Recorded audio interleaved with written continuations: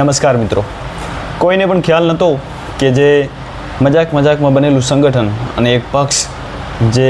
Organise પણ હતો નહીં અને સોશિયલ મીડિયામાં ચગ્યો હતો, 22 મિલિયનથી વધુ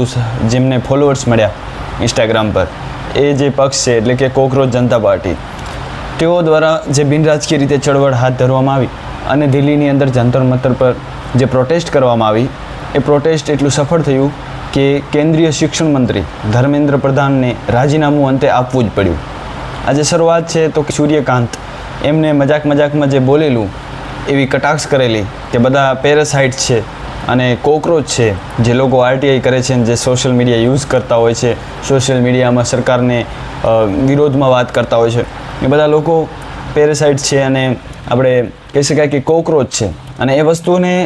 જે અભિજીત દીપકે યુએસએની અંદર ભણતો એ વ્યક્તિએ સિરિયસલી લઈ લીધું અને એના ઉપર સોશિયલ મીડિયાનું એક પેજ બનાવવામાં આવ્યું અને એ પેજ એટલું વાયરલ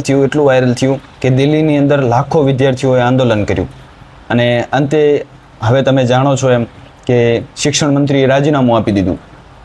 આ બાબતે જે મુખ્ય વાત આપણે જે લાગુ પડે છે એ છે કે બિનરાજકીય રીતે જે આપણે સાંતલપુર વારાહી તાલુકા પુનઃરચના સંઘર્ષ સમિતિનું જે આખું સંગઠન છે એ બિનરાજકીય રીતે આપણે લડશું તો એક તાલુકો તો આપણને આપી જ દેશે, એ તો આ પરથી લાગી જ રહ્યું છે. જો તમે સાથ આપશો તો,